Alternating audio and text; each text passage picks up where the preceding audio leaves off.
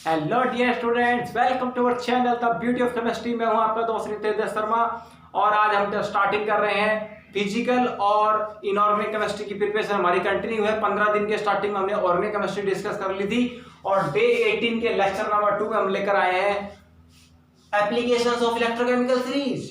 और यहां से डायरेक्ट क्वेश्चन आते हैं मेरे भाई, जेईई मेंस और नीट के प्रीवियस ईयर के पेपर उठा के देख लीजिए। डायरेक्ट क्वेश्चन आते हैं इलेक्ट्रोकेमिकल सीरीज पर, आपको पता भी नहीं चलता उन क्वेश्चन को टैकल कैसे करना है। और आज आपको मैं ब्यूटीफुल फंडामेंटल के साथ शॉर्ट ट्रिक्स के साथ सिखाने वाला हूं कि आपको इलेक्ट्रोकेमिकल सीरीज के क्वेश्चंस कैसे टैकल करने हैं। ठीक है, so let's start our beautiful lecture. जो सबसे पहले इंपॉर्टेंट बात बता दूं, कौन कौन से क्वेश्चन एग्जाम में पूछे जाते हैं। पहला कि इस सीरीज की कुछ एप्लीकेशंस है कि how to calculate, how to predict the oxidation and reduction in the electrochemical cell setup. भाई कोई एक इलेक्ट्रोकेमिकल सेल सेटअप है, एक इलेक्ट्रोड पे रिडक्शन हो रहा है, एक इलेक्ट्रोड पे ऑक्सीडेशन हो रहा है। भाई हमें कैसे पता चलेगा किस इलेक्ट्रोड पर रिडक्शन हो रहा है, किस इलेक्ट्रोड पर ऑक्सीडेशन हो रहा है, ये आपको इलेक्ट्रोकेमिकल सीरीज बताएगी। ठीक है, फिर बहुत ही इंपॉर्टेंट ये दूसरा पॉइंट, तीसरा पॉइंट सबसे इंपॉर्टेंट है कि एक आपको 4 ऑप्शन दे रखे हैं, आपसे पूछ ले कि which element is the strongest oxidising agent, कौन सा स्ट्रॉन्गेस्ट रिड्यूसिंग एजेंट है, ये कैलकुलेट करना आपको इलेक्ट्रोकेमिकल सीरीज से पता चलेगा। ठीक है, और आपको सीधा ट्रिक बताऊंगा आपको मैं to determine the reactivity of the element. मतलब को आपको 4 एलिमेंट दे दिए, उनके रिडक्शन पोटेंशियल की वैल्यू दे दी, आपसे पूछे इन एलिमेंट को रिएक्टिविटी के इंक्रीजिंग ऑर्डर में लगाओ, कौन सा एलिमेंट मोस्ट रिएक्टिव है, कौन सा एलिमेंट लीस्ट रिएक्टिव है। तो देखो सारी वैल्यू को देखकर ही पता लगा लोगे। मैं आपको ऐसी फंडामेंटल ट्रिक बताऊंगा भाई साहब। और to determine spontaneity of the reaction, ये सारी चीजें डिस्कस करते हैं वन बाय वन। पहले आप ये देखिए, ये समझिए पहले इलेक्ट्रोकेमिकल सीरीज होती क्या है। भाई इलेक्ट्रोकेमिकल सीरीज पता क्या होती है, एक ऐसी सीरीज जिसमें एलिमेंट्स को अरेंज किया गया है उनके स्टैंडर्ड रिडक्शन पोटेंशियल के वैल्यू के इंक्रीजिंग ऑर्डर में और फ्रॉम टॉप टू बॉटम। अब आप देख पा रहे होंगे इस सीरीज के सबसे टॉप पर है लिथियम। इस सीरीज के सबसे टॉप पर क्या है, लिथियम। अब लिथियम देखो +1 से 0 में जा रहा है, ये ध्यान रखना। अगर कोई एलिमेंट, अगर कोई मेटल अपनी प्लस ऑक्सीडेशन स्टेट से 0 में जा रहा है, कम में, अगर ऑक्सीडेशन स्टेट कम कर रहा है तब तो बोलेंगे रिडक्शन पोटेंशियल। अगर ये ऐसे गिवन होता m से m+1, अब ये बढ़ रहा है ऑक्सीडेशन स्टेट, इसका मतलब ये ऑक्सीडेशन पोटेंशियल है। ये ऑक्सीडेशन पोटेंशियल लिखने का तरीका है और +1 करके 0 करते ये रिडक्शन पोटेंशियल लिखने का तरीका है। मतलब reduction potential oxidation potential are same but with the reverse sign. ठीक है, साइन रिवर्स होते हैं। अगर वैल्यू एक पॉजिटिव है तो एक नेगेटिव हो जाएगी। अब देखो लिथियम का स्टैंडर्ड रिडक्शन पोटेंशियल, ये वैल्यू है SRP। कौन सी वैल्यू है, SRP, standard reduction potential value. Lithium की स्टैंडर्ड रिडक्शन पोटेंशियल वैल्यू सबसे कम है, -3.05 वोल्ट। अब देखो नीचे जैसे टॉप टू बॉटम जा रहे हैं वैल्यू बढ़ती जा रही है, बढ़ती जा रही है। हाइड्रोजन की स्टैंडर्ड वैल्यू होती है 0। नीला हाइड्रोजन से ऊपर जितने भी एलिमेंट होते हैं उनकी स्टैंडर्ड रिडक्शन पोटेंशियल की वैल्यू हाइड्रोजन से कम होती है, और जो एलिमेंट हाइड्रोजन से नीचे होते हैं उनकी SRP की वैल्यू हाइड्रोजन से ज्यादा होती है। ठीक है, तो यहां पर लास्ट में आता है फ्लोरीन, F नेगेटिव से F, फ्लोराइड, इसकी स्टैंडर्ड रिडक्शन पोटेंशियल की वैल्यू सबसे ज्यादा है +2.87 वोल्ट। मतलब एक क्वेश्चन तो मिल गया हमें कि इलेक्ट्रोकेमिकल सीरीज में जितने भी एलिमेंट्स अरेंज किए गए पीरियोडिक टेबल के, उनमें इलेक्ट्रोड स्टैंडर्ड रिडक्शन पोटेंशियल का रेंज कितना है, -3.05 वोल्ट से लेकर +2.87 वोल्ट। ये रेंज याद रखना, यहां पे क्वेश्चन आ सकता है। -3.05 वोल्ट लिथियम का है सबसे कम और 2.87 वोल्ट फ्लोरीन का है सबसे ज्यादा। ठीक है, पहला क्वेश्चन। चलो तो इलेक्ट्रोकेमिकल सीरीज की डेफिनेशन आपको मिल गई। इलेक्ट्रोकेमिकल सीरीज क्या होती है मेरे भाई, इलेक्ट्रोकेमिकल सीरीज होती है the series in which elements are arranged in the increasing order of standard reduction potential value. भाई सबकी स्टैंडर्ड रिडक्शन पोटेंशियल वैल्यू है, इनको इंक्रीजिंग ऑर्डर में लगा रखा है फ्रॉम टॉप टू बॉटम। मतलब जो सबसे बॉटम में आ रहा है उसकी SRP वैल्यू सबसे ज्यादा है और जो सबसे टॉप पर आता है उसकी SRP वैल्यू सबसे कम है। तो the series in which elements are arranged in the increasing order of standard reduction potential value from top to bottom, this is called what, SRP। और ये SRP के टॉप टू बॉटम जाते हैं तो increasing order of the value है, increasing order of SRP। और मेरे भाई SRP बढ़ता है ना तो रिएक्टिविटी घटती है। Reactivity top to bottom down घटती है। लिथियम की रिएक्टिविटी ज्यादा है, जिंक की रिएक्टिविटी और कम, आयरन की रिएक्टिविटी और कम, निकल की रिएक्टिविटी और कम। तो आपने पढ़ रखा होगा 10th क्लास में रिएक्टिविटी सीरीज पढ़ के आते हैं। तो the elements in which top to bottom arrange करते हैं रिएक्टिविटी के डिक्रीजिंग ऑर्डर में। तो ये एसआरपी की वैल्यू का इंक्रीजिंग ऑर्डर है, तो रिएक्टिविटी का डिक्रीजिंग ऑर्डर मेरे भाई। तो एसआरपी जितना ज्यादा रिएक्टिविटी उतनी कम होती है। तो यहां पर एक पॉइंट तो मिल गया कि द वैल्यू ऑफ एसआरपी, करके देख लो गलत नहीं होगा, the value of SRP it is inversely proportional to the reactivity. कभी गलती नहीं होगी, लिख करके देख लो, ठीक है। तो मतलब तीसरा पॉइंट तो मैंने यही खत्म कर दिया। किसी मेटल की रिएक्टिविटी चेक करनी है ना, तो एसआरपी वैल्यू चेक कर लो। जिसकी एसआरपी वैल्यू सबसे ज्यादा है ना, उसकी रिएक्टिविटी ज्यादा होगी, उसकी रिएक्टिविटी कम होगी, और जिसकी एसआरपी वैल्यू कम है उसकी रिएक्टिविटी ज्यादा होगी, ठीक है। जैसे आपको मैं कंपेयर करवाऊं, आपको मैं कह दूं जिंक, आयरन और निकल, ये तीन एलिमेंट दिख रहे हैं आपको, जिंक, आयरन, निकल, इन तीनों एलिमेंट्स को रिएक्टिविटी के इंक्रीजिंग ऑर्डर में लगाना है, रिएक्टिविटी के इंक्रीजिंग ऑर्डर में। तीनों क्वेश्चन पूछता हूं इसमें आपसे, रिएक्टिविटी के इंक्रीजिंग ऑर्डर में लगाना है। इन तीनों में से सबसे स्ट्रॉन्गेस्ट ऑक्सीडाइजिंग एजेंट बताओ और सबसे स्ट्रॉन्ग रिड्यूसिंग एजेंट बताओ। तो मैं तीनों कॉन्सेप्ट लिख देता हूं आपके सामने, ठीक है। चलिए देखिए, पहला कॉन्सेप्ट तो ये हो गया, कॉन्सेप्ट नंबर 1, पहली ट्रिक हो गया एनटीएसआर की, एसआरपी की वैल्यू है ना, वो मेटल की रिएक्टिविटी के इनवर्सली प्रोपोर्शनल मेरे भाई, ठीक है। अब देखो तीनों में जिंक, आयरन, निकल में एस स्टैंडर्ड रिडक्शन पोटेंशियल की वैल्यू सबसे कम किसकी है? जिंक की है। तो zinc is the more reactive, zinc सबसे ज्यादा रिएक्टिव है। जिंक से कम कौन है? आयरन, और आयरन से कम है निकल। ये बड़ा सिंपल सा फंडा है मेरे भाई, कितना आसान ट्रिक मैंने बता दिया। स्टैंडर्ड रिडक्शन पोटेंशियल की वैल्यू मेटल की रिएक्टिविटी के क्या है? इनवर्सली प्रोपोर्शनल है। वेरी ब्यूटीफुल कांसेप्ट, ठीक है, क्योंकि आपको सारे स्टैंडर्ड रिडक्शन पोटेंशियल की वैल्यू मिलेगी। क्या मिलेगी? स्टैंडर्ड रिडक्शन पोटेंशियल की वैल्यू। अब देखो स्टैंडर्ड रिडक्शन पोटेंशियल की वैल्यू के रिएक्टिविटी क्या है? Inversely proportional. और हमने एक बात और पढ़ रखी है कि रिडक्शन पोटेंशियल ऑक्सीडेशन पोटेंशियल का क्या होता है? रिवर्स। तो अगर रिडक्शन पोटेंशियल की वैल्यू रिएक्टिविटी के इनवर्सली प्रोपोर्शनल है, तो जो स्टैंडर्ड ऑक्सीडेशन पोटेंशियल आएगा SOP, वो रिएक्टिविटी के क्या होगा? डायरेक्टली प्रोपोर्शनल होगा मेरे भाई। समझ में आ गया? और रिडक्शन पोटेंशियल से ऑक्सीडेशन पोटेंशियल कैसे निकालते हैं? साइन को रिवर्स कर दो। जैसे जिंक का रिडक्शन पोटेंशियल कितना है? -0.76 वोल्ट, तो ऑक्सीडेशन पोटेंशियल कितना आएगा? +0.76 वोल्ट। आयरन का रिडक्शन पोटेंशियल कितना है? -0.44 वोल्ट, तो ऑक्सीडेशन पोटेंशियल कितना आएगा? +0.44 वोल्ट। निकल का रिडक्शन पोटेंशियल कितना है? -0.25 वोल्ट, तो ऑक्सीडेशन पोटेंशियल कितना आएगा? +0.25 वोल्ट। अब ये तीनों वैल्यू क्या है? SOP है, वो थी SRP, स्टैंडर्ड रिडक्शन पोटेंशियल। अब क्या है? Standard oxidation potential. अब लिखने का तरीका चेंज हो जाएगा, ये हो जाएगा E0 ऑफ आयरन से आयरन +2 हो जाएगा। क्या हो जाएगा? सॉरी, जिंक है पहला, जिंक से जिंक +2 हो जाएगा। और ये क्या हो जाएगा? आयरन से आयरन +2, निकल से निकल +2, क्योंकि ये SRP नहीं है, SOP है। अब ये क्या है? रिएक्टिविटी के डायरेक्टली प्रोपोर्शनल। तो देखो, तो किसकी वैल्यू सबसे ज्यादा है? जिंक की। फिर से वही उड़ रहा है, जिंक से कम किसकी है? आयरन की। और आयरन से कम किसकी है? निकल की। तो मेरे भाई कुछ भी दे दे, आपको कंफ्यूज नहीं होना है, ठीक है, पल्ला पड़ेगी बात। तो स्टैंडर्ड रिडक्शन पोटेंशियल दे तो रिएक्टिविटी के इनवर्सली प्रोपोर्शनल है, ऑक्सीडेशन पोटेंशियल दे तो रिएक्टिविटी के डायरेक्टली प्रोपोर्शनल है। मतलब ट्रिक 1 क्वेश्चन 1 करके देख लेना, गलत नहीं होगा। चलिए आगे बढ़ते हैं। पहला कॉन्सेप्ट समझ में आ गया? डेफिनेटली आपको समझ में आ गया होगा। अब देखो, आपसे पूछ ले पूरे रिएक्टिविटी सीरीज में लिथियम से लेके फ्लोरीन तक सबसे मोस्ट रिड्यूसिंग एजेंट कौन है और सबसे मोस्ट ऑक्सीडाइजिंग एजेंट कौन है? और फिर से क्वेश्चन बना दूं मैं। आप देखो, आपको दूसरा फंडा समझाता हूं। स्ट्रेंथ ऑफ ऑक्सीडाइजिंग एजेंट, बड़ा सिंपल सा क्वेश्चन है मेरे भाई। It is directly proportional to SRP। जिसका स्टैंडर्ड रिडक्शन पोटेंशियल जितना ज्यादा, वो उतना ही स्ट्रॉन्ग ऑक्सीडाइजिंग एजेंट होगा। सीधी डायरेक्टली प्रोपोर्शनल। तीसरी ट्रिक बताता हूं, स्ट्रेंथ ऑफ रिड्यूसिंग एजेंट। एक याद रखो, दूसरी ऑटोमेटिकली याद हो जाती है भाई।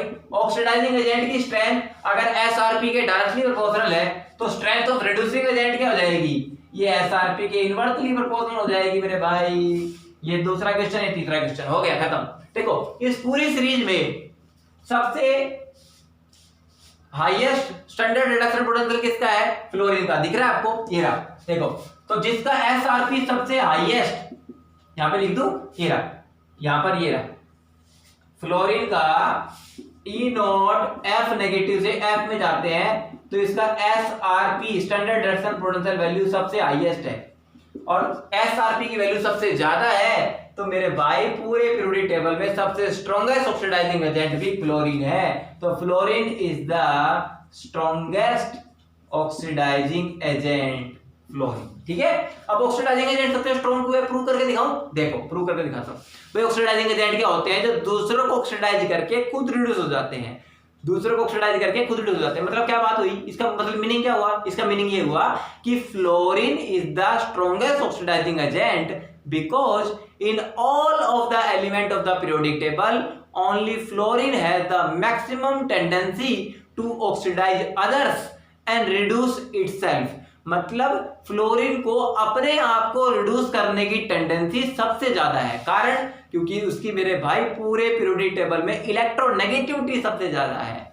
तो इलेक्ट्रोनेगेटिविटी ज्यादा है, इसका मतलब है फ्लोरीन को इलेक्ट्रॉन गेन करने की बड़ी जल्दी है। इलेक्ट्रोनेगेटिविटी क्या होती है? Tendency to attract shared pair of electron. पूरे पीरियोडिक टेबल में फ्लोरीन एक ऐसा एलिमेंट है जिसकी इलेक्ट्रॉन अट्रैक्ट करने की टेंडेंसी सबसे ज्यादा है ड्यू टू मैक्सिमम इलेक्ट्रोनेगेटिविटी। तो फ्लोरीन को एक इलेक्ट्रॉन गेन करके जल्दी से एफ नेगेटिव में जाने की जल्दी है। तो अगर ये एक इलेक्ट्रॉन गेन करके एफ नेगेटिव में जाएगा, किस में जाएगा? एफ नेगेटिव में। ये मैंने गलत लिख दिया, ये एफ से एफ नेगेटिव आएगा, एफ से एफ नेगेटिव, क्योंकि रिडक्शन पोटेंशियल की बात चल रही है। ये आएगा एफ से एफ नेगेटिव। ठीक है, तो अगर फ्लोरीन एफ से एफ नेगेटिव में जाएगा तो it has maximum tendency to reduce itself, so it will oxidise others, so it acts as the strongest oxidising agent. ठीक है, तो एसआरपी सबसे ज्यादा किसका है? फ्लोरीन का। और एसआरपी सबसे कम किसका है? लिथियम का। तो लिथियम सबसे वीक ऑक्सीडाइजिंग एजेंट होगा। लिथियम क्या होगा? सबसे वीक ऑक्सीडाइजिंग एजेंट। और जो सबसे वीक ऑक्सीडाइजिंग एजेंट है वो मेरे भाई सबसे स्ट्रॉन्ग रिड्यूसिंग एजेंट भी तो होगा। आर का मतलब रिड्यूसिंग एजेंट, ओ का मतलब ऑक्सीडाइजिंग एजेंट। देखो लिथियम की स्टैंडर्ड रिडक्शन पोटेंशियल सबसे कम है, लिख दूं? लिथियम का स्टैंडर्ड रिडक्शन पोटेंशियल सबसे लो है, सबसे लो है। एसआरपी सबसे लो है, तो ऑक्सीडाइजिंग एजेंट भी सबसे वीक होगा, तो लिख दिया मैंने सबसे वीक ऑक्सीडाइजिंग एजेंट। अब सबसे वीक ऑक्सीडाइजिंग एजेंट है, सबसे स्ट्रॉन्ग रिड्यूसिंग एजेंट होगा। ये इससे प्रूव हो गया। देखो एसआरपी जिसका सबसे कम है, जिसका एसआरपी सबसे कम है वो सबसे स्ट्रॉन्ग रिड्यूसिंग एजेंट होगा, क्योंकि इनवर्सली प्रोपोर्शनल है।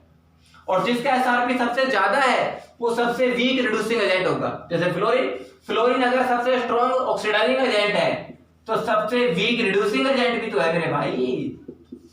हो गया फंडा क्लियर? कभी गलती नहीं होगी। 3 ट्रिक, 3 फंडामेंटल, 3 क्वेश्चन करके देख लेना प्रीवियस ईयर के जेईई मेंस से नीट के क्वेश्चन एक भी गलत ना जाए तो। ठीक है, बिल्कुल फंडामेंटल मैंने क्लियर कर दिया है। ठीक है, अब एक बात और ध्यान रखना, हाइड्रोजन से ऊपर जितने भी एलिमेंट आते हैं जिनका रिडक्शन पोटेंशियल हाइड्रोजन से क्या है? कम है, और इनका रिडक्शन पोटेंशियल नीचे वालों का हाइड्रोजन से क्या है? ज्यादा है। इसका मतलब एक बात मेरी ध्यान रखना, यहाँ पर बहुत ही ब्यूटीफुल जो बात जा रहा हूँ, ये ट्रिक आपने नोट कर ली होगी। चलिए स्क्रीनशॉट ले लीजिए या इसको कॉपी पेन लेके नोट कर लीजिए, कभी गलती नहीं होगी पेपर में। ठीक है, अब एक क्वेश्चन और करके दिखाता हूँ आपसे कहते हैं यही क्वेश्चन है, जिंक, आयरन और निकल। ठीक है, इन तीनों में से आपसे पूछ दे कि इन तीनों को में से सबसे स्ट्रॉन्ग रिड्यूसिंग एजेंट बताना है। पहला क्वेश्चन सुना आपने? इन तीनों में से जिंक, आयरन, निकल में से सबसे स्ट्रॉन्ग रिड्यूसिंग एजेंट। देखो रिड्यूसिंग एजेंट की स्ट्रेंथ किस पे इनवर्सली प्रोपोर्शनल है? एसआरपी की वैल्यू पे। तो सबसे स्ट्रॉन्ग रिड्यूसिंग एजेंट कौन सा होगा? जिसकी एसआरपी सबसे कम है। भाई एसआरपी सबसे कम किसका है? जिंक का है, तो zinc is the strongest reducing agent. खत्म क्वेश्चन। आप पूछ रहे आपसे सबसे स्ट्रॉन्ग ऑक्सीडाइजिंग एजेंट बताओ, सबसे स्ट्रॉन्ग ऑक्सीडाइजिंग एजेंट। तो देखो निकल की सबसे स्ट्रॉन्ग ऑक्सीडाइजिंग एजेंट कौन होगा? जिसकी एसआरपी सबसे ज्यादा है। तो standard reduction potential zinc, iron, निकल में सबसे ज्यादा किसका है? निकल का एसआरपी सबसे ज्यादा है, निकल की ऑक्सीडाइजिंग एजेंट की स्ट्रेंथ सबसे ज्यादा है। कर लोगे क्वेश्चन, कभी गलती नहीं होगी मेरे भाई। ठीक है, करके देख लेना। और चाहे इंक्रीजिंग ऑर्डर में लगा दो, डिक्रीजिंग ऑर्डर में लगा दो, बस फंडामेंटल क्लियर होना चाहिए। अगर आपको फंडामेंटल क्लियर है ना, अब लगता तो है कि ये सारा एनडीएस सारे शॉर्ट ट्रिक बता रहे हैं, लेकिन मेरे भाई शॉर्ट ट्रिक थोड़ी, ये तो फंडामेंटल से रिलेट करवाया मैंने। ठीक है, चलिए अब आगे बढ़िए। अब हाइड्रोजन से ऊपर जो एलिमेंट आते हैं ना, वो हाइड्रोजन से लेस रिएक्टिव होते हैं, सॉरी हाइड्रोजन से मोर रिएक्टिव होते हैं, ध्यान रखना। हाइड्रोजन से ऊपर आने वाले एलिमेंट हाइड्रोजन से ज्यादा रिएक्टिव होते हैं। प्रूव करके दिखाऊं? प्रूव करके दिखाऊं? देखो, क्योंकि हाइड्रोजन का स्टैंडर्ड रिडक्शन पोटेंशियल, हाइड्रोजन का एसआरपी की वैल्यू कितनी है? 0। और हाइड्रोजन से ऊपर जो आते हैं उनकी एसआरपी की वैल्यू क्या होती है? नेगेटिव। और अभी मैंने प्रूव किया था कि स्टैंडर्ड रिडक्शन पोटेंशियल रिएक्टिविटी के क्या है? इनवर्सली प्रोपोर्शनल होगा ना। तो हाइड्रोजन से ऊपर आने वाले एलिमेंट उनका स्टैंडर्ड रिडक्शन पोटेंशियल नेगेटिव होता है ना, मतलब उनकी एसआरपी की वैल्यू क्या होती है? लो, तो उनकी रिएक्टिविटी क्या होगी? ज्यादा, तो मोर रिएक्टिव देन हाइड्रोजन। ये बात तो क्लियर कर लो। हाइड्रोजन से ऊपर आने वाले एलिमेंट मतलब जिन एलिमेंट का स्टैंडर्ड रिडक्शन पोटेंशियल, जिन एलिमेंट का, सीधा सा ट्रिक बता देता हूं, जिन एलिमेंट का स्टैंडर्ड रिडक्शन पोटेंशियल नेगेटिव होता है वो हाइड्रोजन से ज्यादा रिएक्टिव होते हैं, और वो किसी भी एसिड के साथ हाइड्रोजन गैस रिलीज कर सकते हैं। ठीक है, हाँ, जैसा मैं क्वेश्चन दे दूं, एक जिंक है, एक आयरन है, एक निकल है और एक कॉपर है। ठीक है, आपसे कहते हैं इन चारों की रिएक्शन H2SO4, H2SO4, H2SO4 और H2SO4 से हुई है। अब मेरे को एक बात बताओ, इन चारों में से कौन सा एक एलिमेंट है जो एसिड के साथ रिएक्शन करके हाइड्रोजन गैस रिलीज नहीं करेगा? बहुत ही ब्यूटीफुल क्वेश्चन एग्जाम के लिए। ठीक है, सुनो, अब एक बात और सुन लो, जिनकी एसआरपी वैल्यू हाइड्रोजन से ज्यादा होती है, जिनकी एसआरपी वैल्यू हाइड्रोजन से ज्यादा होती है, वो होते हैं लेस रिएक्टिव देन हाइड्रोजन। ठीक है, मतलब सीधा सा फंडामेंटल समझ लेना, those elements whose have negative standard reduction potential value, they are placed above than hydrogen, they are more reactive than hydrogen। सुनी बात। दूसरा, those elements which are placed below in the electrochemical series below hydrogen, they are less reactive than hydrogen। क्यों होते हैं? क्योंकि इनकी SRP की value positive होती है, और एसआरपी ज्यादा होगा तो रिएक्टिविटी उतनी कम होगी, क्योंकि इनवर्सली प्रोपोर्शनल है। ठीक है, चलो अब देखो, जिंक, आयरन, निकल, ये तीन एलिमेंट तो ऐसे हैं जो हाइड्रोजन से ऊपर आते हैं ना, क्योंकि इनकी रिडक्शन पोटेंशियल की वैल्यू कितनी है? नेगेटिव। अब हाइड्रोजन से ऊपर आते हैं तो हाइड्रोजन ज्यादा रिएक्टिव है, और हाइड्रोजन से ज्यादा रिएक्टिव है, so they can displace hydrogen from the sulphuric acid. ये सल्फ्यूरिक एसिड से हाइड्रोजन को क्या कर सकते हैं? डिस्प्लेस कर सकते हैं। तो इसमें बन जाएगा जिंक सल्फेट, हाइड्रोजन गैस बाहर चली जाएगी। इसमें बन जाएगा FeSO4, हाइड्रोजन गैस बाहर चली जाएगी। इसमें क्या बन जाएगा? निकल सल्फेट, हाइड्रोजन गैस बाहर चली जाएगी। इसमें नहीं जाएगी भाई हाइड्रोजन गैस बाहर, क्यों? कॉपर देखो रिएक्टिविटी सीरीज में हाइड्रोजन से नीचे आता है, कॉपर रिएक्टिविटी सीरीज में हाइड्रोजन से नीचे आता है, इसका मतलब copper is less reactive than hydrogen. और हम 10th क्लास से पढ़ते आ रहे हैं, a more reactive element can displace less reactive element, but a less reactive element cannot displace more reactive element. भाई डिस्प्लेसमेंट रिएक्शन तो है, कॉपर लेस रिएक्टिव है, हाइड्रोजन मोर रिएक्टिव है, H2SO4 के साथ रिएक्शन हो रही है ना, तो लेस रिएक्टिव मोर रिएक्टिव को डिस्प्लेस कैसे करेगा? और डिस्प्लेस नहीं करेगा तो यहां पर नो हाइड्रोजन गैस, कोई हाइड्रोजन गैस इवोल्व आउट नहीं होगी। आया क्वेश्चन समझ में? इसका मतलब दो element which are placed above than hydrogen in the reactivity series, they can evolve hydrogen gas with any acid or water। ठीक है, और दो element which are placed below hydrogen in the reactivity series or which have positive standard reduction potential, they are less reactive than hydrogen and they cannot release hydrogen gas with any acid or water। ठीक है, चौथा fundamental समझ में आ गया definitely. और एक reaction की spontaneity पता लगाना हो तो बड़ा आसान है। देखो, आपको पता लगाना हो भाई, ई नॉट ऑफ सेल आप निकाल ही लेते हो, फार्मूला क्या होता है? E naught of cathode minus E naught of anode. अब क्वेश्चन ये पुटअप होता है सर कैथोड एनोड किसको माने? जिसका SRP standard reduction potential high हो वो हमेशा कैथोड होगा, ये ट्रिक याद रखना। और जिसका स्टैंडर्ड रिडक्शन पोटेंशियल कम होता है वो एनोड होता है। ठीक है, तो जिसका स्टैंडर्ड रिडक्शन पोटेंशियल ज्यादा होगा, हाई होगा, वो कैथोड होगा और उस एलिमेंट का रिडक्शन होगा। ये भी ध्यान रखना, उस एलिमेंट का क्या होगा? रिडक्शन। और जिसका स्टैंडर्ड रिडक्शन पोटेंशियल, सुन लो, जिसका स्टैंडर्ड रिडक्शन पोटेंशियल लो होगा, ठीक है, उसका क्या होगा? ऑक्सीडेशन, उसका क्या होगा, ऑक्सीडेशन। तो ऐसे चीजों को क्रैम कर नहीं करना है, समझना है, ठीक है। तो ई नॉट ऑफ सेल आप निकाल सकते हैं, और ई नॉट ऑफ सेल निकालने के बाद अगर ई नॉट ऑफ सेल की वैल्यू पॉजिटिव आती है तो अब तो रिएक्शन स्पॉन्टेनियस है, यानी कि फिजिबल है, और ई नॉट ऑफ सेल की वैल्यू नेगेटिव आती है तो रिएक्शन नॉन स्पॉन्टेनियस है, नॉन फिजिबल है। समझ में आ गई मेरी बात। जैसे आपसे कह दे कि एक जिंक का कंटेनर है, जिंक का कंटेनर है, क्या आप उसमें कॉपर सल्फेट स्टोर कर सकते हो? जिंक के कंटेनर में कॉपर सल्फेट स्टोर कर सकते हो? देखो, अगर रिएक्शन फिजिबल है, जिंक और कॉपर सल्फेट के बीच में रिएक्शन अगर फिजिबल है, इसका मतलब है जिंक के बर्तन के साथ कॉपर सल्फेट रिएक्शन कर जाएगा। अरे बर्तन के साथ अगर सॉल्यूशन की रिएक्शन हो रही है तो रिएक्शन फिजिबल है, तो स्टोर कैसे करेंगे? नहीं कर सकते ना, तो स्टोर नहीं कर सकते। अगर E naught of cell positive आता है तो स्टोर नहीं कर सकते। ये है to determine storage of the solution. और जैसे अगर निकाल के देख लो, जिंक का स्टैंडर्ड रिडक्शन पोटेंशियल आपको गिवन मिलेगा -0.76 वोल्ट दे रखा है, और कॉपर का भी गिवन है, कॉपर +2 से कॉपर में जाते हैं +0.34 वोल्ट, ठीक है। तो किसका स्टैंडर्ड रिडक्शन पोटेंशियल ज्यादा है? कॉपर का। तो कॉपर कैथोड और जिंक क्या होगा? एनोड। चाहे वैल्यू निकाल के देख लो कितना आएगा, 0.34 वोल्ट माइनस कैथोड तो हो गया कॉपर, माइनस 0.76 वोल्ट, कितने? E naught of cathode minus E naught of anode कर लिया, 1.10 वोल्ट आ गया। अब देखो ई नॉट ऑफ सेल की वैल्यू कितनी आ रही है? पॉजिटिव। इसका मतलब रिएक्शन स्पॉन्टेनियस है, और जिंक के कंटेनर की रिएक्शन कॉपर सल्फेट के साथ हो जाएगी। इसका मतलब है जिंक के कंटेनर में कॉपर सल्फेट स्टोर नहीं कर सकते। अगर एक क्वेश्चन ऐसे होता, जिंक सल्फेट का सॉल्यूशन है और कंटेनर कॉपर का है, तो स्टोर कर सकते हैं, क्योंकि copper is less reactive then zinc. Copper less reactive है जिंक से, ठीक है। तो ये बात फंडामेंटल क्लियर कर लेना अपने माइंड में, किसको स्टोर कर सकते हैं, किसको स्टोर नहीं कर सकते। जो रिएक्टिविटी सीरीज में ऊपर आते हैं वो मोर रिएक्टिव है, उसके अंदर तो आप लेस रिएक्टिव का सॉल्यूशन स्टोर कर ही नहीं सकते।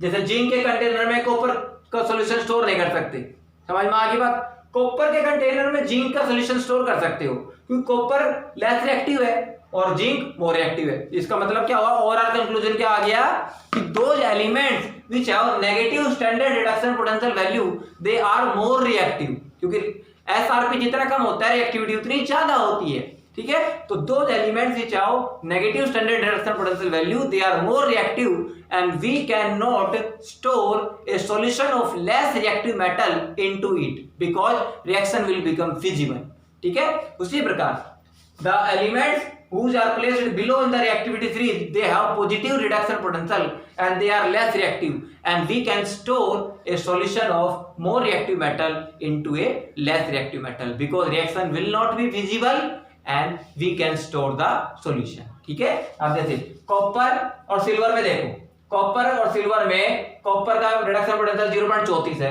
और सिल्वर का रिडक्शन पोटेंशियल कितना है? 0.80। तो कॉपर और सिल्वर में copper is more reactive and silver is less reactive. तो अगर आप कॉपर के कंटेनर में सिल्वर नाइट्रेट का सॉल्यूशन स्टोर करोगे तो स्टोर नहीं कर सकते, ठीक है, रिएक्शन हो जाएगी। और सिल्वर के कंटेनर में कॉपर नाइट्रेट का सॉल्यूशन स्टोर करोगे, वो कर सकते हो, वो रिएक्शन नहीं होगी, ठीक है। ऐसे फंडामेंटल समझना है। तो this is all about the important tricks. 3 ही क्वेश्चन सब ज्यादा आते हैं रिएक्टिविटी के ऊपर, strength of oxidising agent, strength of reducing agent, मैंने आपको निकालना सिखा दिया। तो ये शेयर क्वेश्चन करके देखिए, नहीं होते हैं तो आप मुझसे पूछिए, कमेंट बॉक्स में मुझे जरूर बताएं कि आपको लेक्चर कैसा लगा, आपको नितेश सर की फंडामेंटल ट्रिक्स समझ में आई, और आपको लेटिमर डायग्राम मैंने आपको समझाया था वो आपको कितना अच्छा लगा, वो भी आप उसके ऊपर कमेंट सेक्शन में आप मुझे बताएंगे। इसका मतलब हमने मोस्टली रेडॉक्स रिएक्शन कवर कर दिया है और mostly some basic concept of chemistry cover कर दिया है, ठीक है। और आगे का थोड़ा सा प्लानिंग बता देता हूं मैं। फिजिकल और इनऑर्गेनिक के अंदर मेरा एक बहुत ही ब्यूटीफुल सेशन स्टार्ट होने वाला है, जिसको बोलूंगा मैं टॉप 40 प्रॉब्लम्स। किसके नाम से आएगी वो? टॉप 40 प्रॉब्लम्स के नाम से। मतलब फिजिकल और इनऑर्गेनिक केमिस्ट्री के अंदर है ना, अगर मैंने छोटा चैप्टर है तो उसके अंदर 20 प्रॉब्लम उठानी है, अगर बड़ा चैप्टर है तो मेरे को 40 प्रॉब्लम उठानी है। तो मतलब वो 40 प्रॉब्लम ऐसी होंगी जो उस चैप्टर की आन बान और शान होगी, जान होगी। मतलब वो 40 प्रॉब्लम अगर मैंने डिस्कस कर ली ना, इसका मतलब है वो 40 कॉन्सेप्ट सिखाऊंगा मैं उस चैप्टर के अंदर। जैसे मैंने इलेक्ट्रोकेमिस्ट्री के अंदर, सॉरी केमिकल काइनेटिक्स के अंदर मैंने टॉप 40 प्रॉब्लम उठा ली, 40 प्रॉब्लम केमिकल काइनेटिक्स की, सोच सकते हो। और 40 प्रॉब्लम में मैं आपको 40 फंडामेंटल और 40 कॉन्सेप्ट सिखा दूंगा, ठीक है। और अलग अलग कॉन्सेप्ट क्वेश्चन, ये नहीं कि एक ही क्वेश्चन सर रिपीट कर रहे हैं, मतलब केमिकल काइनेटिक्स में 40 कॉन्सेप्ट ऐसे सिखा दूंगा।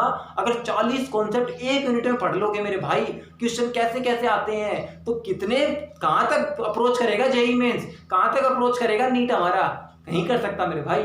40 प्रॉब्लम का मतलब है 40 कॉन्सेप्ट सीख जाओगे आप, और 40 कॉन्सेप्ट एक यूनिट में आप पढ़ लोगे तो मेरे भाई इतने तो कॉन्सेप्ट यूनिट में होते नहीं है। तो आपको ब्यूटीफुल कॉन्सेप्ट के साथ रिलेट करूंगा। जो यूनिट छोटी होंगी उसमें टॉप 20 प्रॉब्लम्स रहेंगी, जो यूनिट बड़ी होंगी उनमें टॉप 40 प्रॉब्लम्स रहेंगी। तो आप टॉप 40 प्रॉब्लम वाला सेशन आप चाहते हो या नहीं चाहते हो, आप मुझे कमेंट बॉक्स में बताएंगे, ठीक है। Thank you so much for the patient listening. हमारे साथ बने रहिए। जैसे ही ऑर्गेनिक केमिस्ट्री में कमांड आई थी वैसे ही कमांड आपकी फिजिकल और इनऑर्गेनिक में ला दे तो कहना। थैंक यू सो मच, और डोंट रिमेंबर, लक्ष्य को हर हाल में पाना है।